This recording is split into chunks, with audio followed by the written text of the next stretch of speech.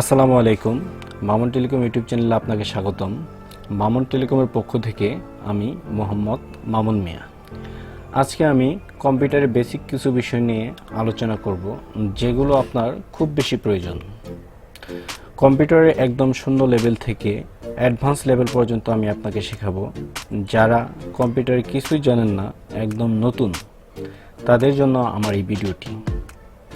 প্রথমে আমি আপনাকে শেখাবো কিভাবে কম্পিউটার অন করতে হয় এবং কিভাবে কম্পিউটার অফ করতে হয়। তারপর একে একে সব কিছুই আপনাকে শিখিয়ে দেব ভিডিও পার্ট বাই পার্ট করে। তার আগে একটি গুরুত্বপূর্ণ কথা বলে নিই, আপনি ভিডিওটি না টেনে সম্পূর্ণ ভিডিওটি দেখবেন, কারণ সম্পূর্ণ ভিডিওটি না দেখলে আপনি হয়তো আমার অনেক গুরুত্বপূর্ণ কথা মিস করে যাবেন। চলুন ভিডিওটি শুরু করা যাক। আপনার জন্য ভিডিও করার কারণে আমি কম্পিউটার অফ করে অন করতে পারছি না, এই জন্য আমি আন্তরিকভাবে দুঃখিত।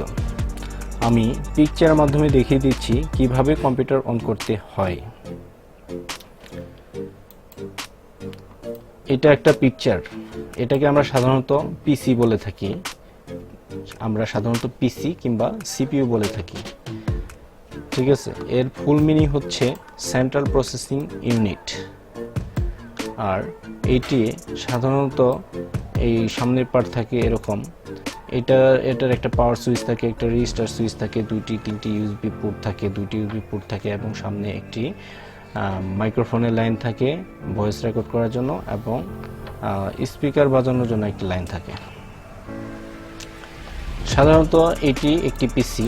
আপনি যখন একেবারে নতুন, আপনি যদি কিছুই না জেনে থাকেন, তাহলে এই যে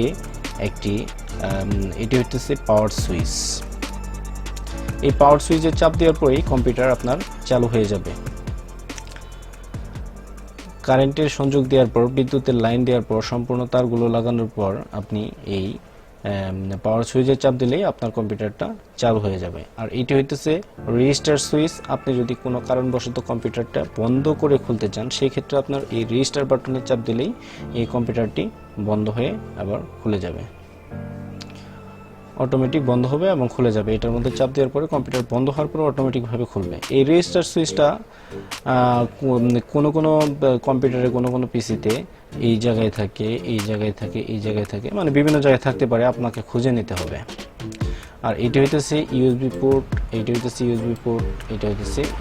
পোর্ট, আর এইটা সাধারণত একটা হইতেছে মাইক্রোফোনের জন্য, আর একটা হইতেছে স্পিকারের জন্য, স্পিকার বাজানোর জন্য, একটা হচ্ছে ভয়েস রেকর্ড করার জন্য। ভয়েস রেকর্ড করার জন্য সাধারণত একটু লালচে সাইজের হবে, এবং স্পিকার বাজানোর জন্য আপনার কালার অনেকটা সাধারণত সবুজের মতো হয়ে থাকে। এখন আমি আপনাকে দেখাবো কিভাবে কম্পিউটার বন্ধ করতে হয়। তো কম্পিউটার বন্ধ করার জন্য প্রথমে আপনাকে স্টার্ট মেনুতে যেতে হবে। স্টার্ট মেনুটা আমাদের আসলে কোথায়, সেই বিষয়ে আমাদেরকে জানতে হবে।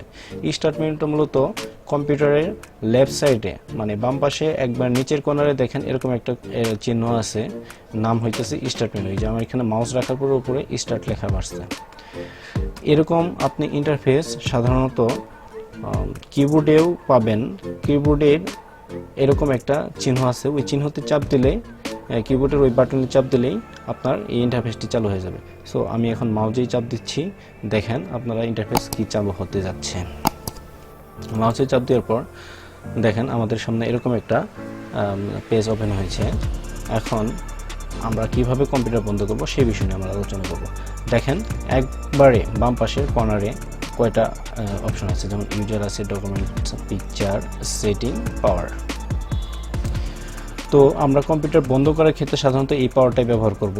কম্পিউটার পাওয়ার সুইচ দিয়ে যে আমরা কম্পিউটার চালু করলাম, ওই পাওয়ার সুইচে চাপ দিলে যে কম্পিউটার আমাদের বন্ধ হবে না, ঠিক আছে। শুধুমাত্র কম্পিউটার চালু করার জন্য এই পাওয়ার সুইচ ব্যবহার করব আমরা।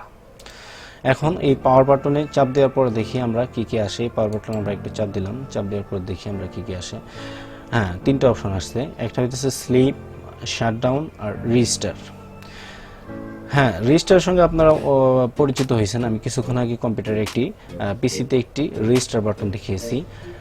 রেজিস্টার বাটন মানে পিসিতে যদি আপনারা রেজিস্টার বাটনে চাপ দেন তাহলে কম্পিউটার বন্ধ হয়ে অটোমেটিক খুলবে, এবং এই জায়গায় যদি একটা চাপ দেন তাহলে এই জায়গা থেকেও আপনার কম্পিউটার বন্ধ হয়ে খুলবে।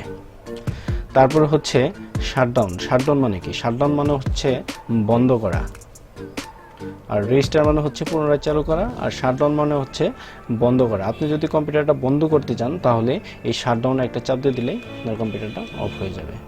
আর উপরে একটা দেখতে পাচ্ছেন স্লিপ। স্লিপটা আসলে কি?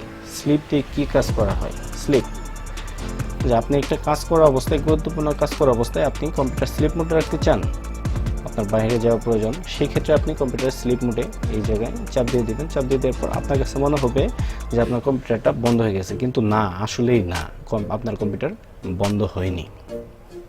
পরবর্তীতে আপনি এসে পাওয়ার সুইচে চাপ দেওয়ার পর দেখবেন আপনি যে পেজে অবস্থায় যে জায়গায় ছিলেন কম্পিউটারে সেই জায়গায় আপনাকে নিয়ে গেছে, সেই জায়গায় আপনাকে নিয়ে গেছে। এখন আমরা মূলত কম্পিউটার 4টি বিষয় শিখে ফেলেছি। একটি হইতেছে কম্পিউটার কিভাবে চালু করতে হয়, তারপরে হচ্ছে কম্পিউটার কিভাবে বন্ধ করতে হয়, কম্পিউটার কিভাবে স্লিপ মোডে রাখা যায়, কম্পিউটার কিভাবে রিস্টার্ট করা যায়। ঠিক আছে, আর এখন আমরা শিখব কম্পিউটার অন করার পর আমরা এই যে সকল আইকনগুলো দেখতে পারছি, এই আইকনগুলোকে সাধারণত মোবাইলের ভাষায় অ্যাপস বলতে পারেন। এটা মূলত আমরা কম্পিউটার ভাষায় আইকন বলে থাকি। এই আইকনের মধ্যে সাধারণত 2 ধরনের আইকন হয়। একটি হইতেছে সিস্টেম আইকন, আরেকটি হচ্ছে ইনস্টল করা আইকন। একটি হচ্ছে সিস্টেম আইকন, আরেকটি হচ্ছে ইনস্টল করা আইকন। এখন আপনি দেখেন এখানে সিস্টেম আইকন কোনটি আর ইনস্টল করা আইকন কোনটি। ইনস্টল করা আইকন হচ্ছে আপনি আপনার প্রয়োজনে ব্যবহার করার জন্য কম্পিউটারে যে সকল সফটওয়্যারগুলো ইনস্টল করবেন সেই সফটওয়্যারগুলোর আইকন কম্পিউটারের ডেস্কটপে শো হবে। ঠিক আছে, কম্পিউটার ডেস্কটপে শো হবে। এই কম্পিউটারের ইনস্টল করা আইকনগুলো আমাদের চিনব কিভাবে? এই যে দেখেন এই জায়গায় একটা তীরের মতো চিহ্ন আছে, এটা হইতেছে আমার ইনস্টল করা আইকন। এই যে অ্যাডোবি ফটোশপ, এটা হইতেছে ইনস্টল করা আইকন। তারপর হইতেছে কেএম প্লেয়ার, এটা হইতেছে ইনস্টল করা আইকন। তারপরে এসি মুভি ভিডিও টিউটর, এটা হইতেছে ইনস্টল করা আইকন। আর আমাদের এখানে সিস্টেম আইকন কোনগুলো? সিস্টেম আইকন হইতেছে এই যে দিস পিসি, তারপর রিসাইকেল বিন, আর এগুলো হইতেছে আমাদের নিজের হাতে তৈরি করা ফোল্ডার, সফটওয়্যার, ছবি, এগুলো আমরা রাখছি। ঠিক আছে, এখন আমরা পরিচিত হয়ে গেলাম কম্পিউটারের আইকন সাধারণত 2 ধরনের আইকন থাকে। একটি হচ্ছে সিস্টেম আইকন, আরেকটি হইতেছে নিজের হাতে ইনস্টল করা আইকন। সিস্টেম আইকন কোনগুলা এবং ইনস্টল করা আইকন কোনগুলা আমরা ইতিমধ্যে চিনে ফেলেছি। এখন আমরা শিখব কম্পিউটার মাউস সম্পর্কে। আসলে কম্পিউটার মাউসটা কি? এই যে আমরা স্ক্রিনে এই যে তীরের মতো চিহ্নটা দেখতে পারতেছি, যে আমি নাড়াচাড়া করতেছি, এই তীরের মতো চিহ্নটাকে সাধারণত আমরা মাউস বলে থাকি। আর এই তীরের মতো চিহ্নটাকে আমরা মাউস কার্সর বা মাউস পয়েন্টার বলে থাকি। এখন আমি আপনাদেরকে শেখাবো কিভাবে কম্পিউটার রিফ্রেশ করতে হয়। রিফ্রেশ করার জন্য আপনার হাতে যে মাউসটা রয়েছে সেই মাউসে লেফটে একটা বাটন রয়েছে এবং রাইট পাশে একটা বাটন রয়েছে, মাঝখানে একটা চাকা রয়েছে। এখন আপনার ডান পাশে আপনার ডান পাশে একটা চাকা রয়েছে, বাম পাশে একটা চাকা রয়েছে, মাঝখানে ডান পাশে একটা বাটন রয়েছে, বাম পাশে একটা বাটন রয়েছে, মাঝখানে একটা চাকা রয়েছে। এখন রিফ্রেশ করার জন্য আমাকে কোন বাটনে চাপ দিতে হবে? রিফ্রেশ করার জন্য অবশ্যই আপনাকে আপনার চাকার ডান পাশে যে বাটনটা রয়েছে, মাউসের চাকার ডান পাশে যে বাটন, এই বাটনে একটা চাপ দিতে হবে, অর্থাৎ রাইট বাটন একটা চাপ দেওয়ার পর দেখেন আমাদের সামনে এরকম একটা ইন্টারফেস চালু হলো। চালু হওয়ার পর দেখেন এখানে ভিউ, তারপর হচ্ছে স্টোর বাই, রিফ্রেশ বাটন আমরা পেয়ে গেছি। রিফ্রেশ যদি পাই সেক্ষেত্রে আমরা মাউসের চাকার লেফট পাশ মানে অর্থাৎ বাম পাশে, চাকার বাম পাশে যে পয়েন্টারটা আছে, বাম পাশে যে বাটনটা রয়েছে সেই বাটন আমরা চাপ দেব। দেখেন আমার রিফ্রেশ একটা হয়ে গেছে। তারপর দেখেন আবার আমি মাউসের রাইট বাটন ক্লিক দিলাম, তারপর আমি আবার মাউসের রাইট বাটনে ক্লিক দিয়ে ওকে করলাম, মাউসের রাইট বাটনে চাপ দিয়ে আমি রিফ্রেশ নিয়ে আসলাম এবং রাইট বাটনে চাপ দিয়ে লেফট বাটনে চাপ দিয়ে ওকে করলাম। ঠিক আছে, দেখেন এইভাবে আপনারা রিফ্রেশ করবেন। এই রিফ্রেশ করা মূলত রিফ্রেশ অর্থ হচ্ছে সতেজ করা। ঠিক আছে, আপনি কম্পিউটারকে তাকে সতেজ রাখতে চাইলে অবশ্যই আপনাকে কম্পিউটার রিফ্রেশ করতে হবে, প্রচুর পরিমাণে কম্পিউটার রিফ্রেশ করতে হবে। এইভাবে রিফ্রেশ করবেন। এই রিফ্রেশ করার মানে অর্থ হচ্ছে আপনার হাত চালু করার জন্য অবশ্যই আপনি এই রিফ্রেশটা ব্যবহার করবেন। এই রিফ্রেশ আপনি যত করবেন তত আপনার হাত চালু হবে। এখন আমরা শিখব কিভাবে computer time and date change করতে হয় এবং কম্পিউটারের টাইম এন্ড ডেট কোন জায়গায় থাকে সেই বিষয়ে আমি আপনাদের দেখাবো। দেখেন বাম পাশে স্টার্ট মেনু এবং ডান পাশের কর্নারে দেখেন টাইম এন্ড ডেট আছে। আমার মাউসটার দিকে খেয়াল করেন, দেখেন টাইম এন্ড ডেট আছে। এই টাইম এন্ড ডেটের উপর আমরা যদি ক্লিক করি তাহলে দেখেন আমাদের সময়, এখন সময় হচ্ছে 11:50। নিচে একটা ক্যালেন্ডার ফাটছে, ক্যালেন্ডারে দেখেন সময় আমাদের সামনে এসে গেছে। এখন আমরা এই টাইম এন্ড ডেট যদি চেঞ্জ করতে যাই তাহলে আমাদের কোথায় যেতে হবে এবং আমরা এটা কিভাবে কাজ করব সেই বিষয় এখন দেখছি। চলেন তাহলে আমরা মাউস পয়েন্টার আমাদের টাইম এন্ড ডেটের উপরে রাখলাম। রাখার পর আমার মাউসের রাইট বাটনে ক্লিক দেব আমি, অর্থাৎ চাকার ডান পাশে বাটনে ক্লিক দেব। হ্যাঁ, চাকার ডান পাশের বাটনে আমি ক্লিক দেওয়ার পর দেখেন আমাদের সামনে এরকম একটা ইন্টারফেস চালু হয়েছে। উপরে রয়েছে টুল বার, তারপর হচ্ছে অ্যাডজাস্ট টাইম এন্ড ডেট। হ্যাঁ, আমাদের কাঙ্ক্ষিত জায়গায় আমরা এসে পড়েছি। কীভাবে আমরা ডেট এন্ড টাইম চেঞ্জ করতে পারবো সেই বিষয়ে আমরা এখন এসে পড়েছি। এখন আমি মাউসের লেফট বাটনে চাপ দিলাম। দেওয়ার পর দেখেন আমাদের সামনে এরকম একটা পেজ চালু হয়েছে। এই পেজটাতে মূলত আছে এই যে কারেন্ট ডেট এন্ড টাইম। মূলত আমাদেরকে প্রথমে এই ডেট এন্ড টাইম চেঞ্জ করার জন্য অবশ্যই এই অটোমেটিক অফ করতে হবে। অটোমেটিক মানে সেট টাইম অটোমেটিক, এটা অফ করতে হবে। এটা যদি অফ না করেন তাহলে আপনি নিজে এটি চেঞ্জ করতে পারবেন না। এটি ইন্টারনেটের মাধ্যমে সরাসরি অটো টাইম জোন সেট হয়ে যাবে।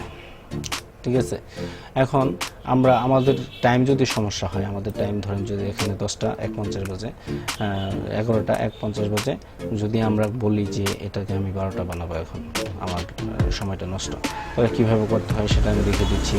এখন কথা হচ্ছে আপনাকে সর্বপ্রথম যা কাজ করতে হবে টাইম জোনটা অবশ্যই আপনাকে চেঞ্জ করতে হবে।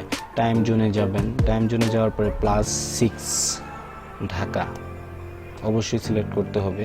এখানে হয়তো আপনার টাইম জোন অন্য কোনো জায়গায় হতে পারে, ঠিক আছে, কিন্তু আপনাকে খুঁজে বের করতে হবে এখানে টাইম জোন ঢাকা কোথায় আছে। ঢাকা কোথায় আছে, এই যে টাইম জোন +0600 ঢাকা, এটা সিলেক্ট করব।